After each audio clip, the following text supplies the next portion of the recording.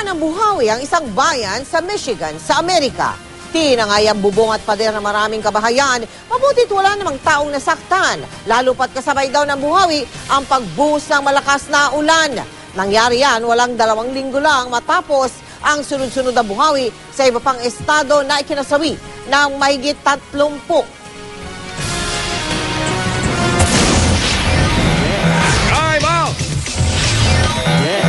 Handang-handa na po ang pambato nating boksingera, si Ana Hulaton.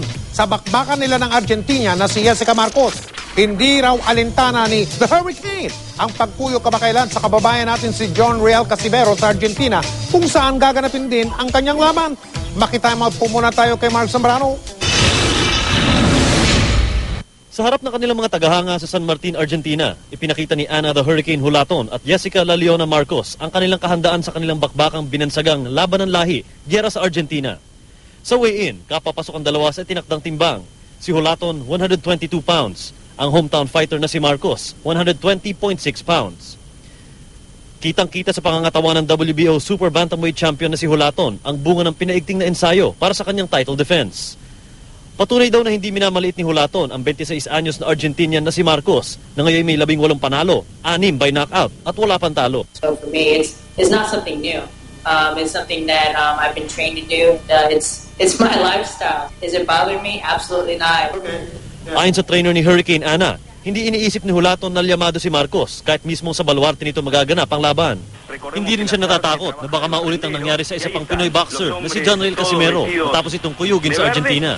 One of the questions that was asked to Ana was, are you nervous at all that there's going to be 30 or 40,000 Argentinians watching you?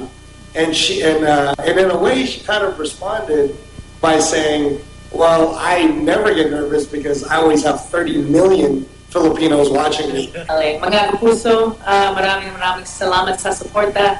Hello everyone, ako si Ana Hulaton. I have a fight March 16th and I would love for all of you guys to watch it. Sa March 17, Sabado, mapapakinggan ang live na laban sa Super Radio DCWB Barangay LSFM at lahat ng radio stations ng Regional GMA.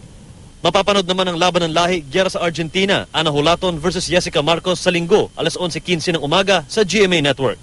Mark Zambrano, nakatutok, 24 oras.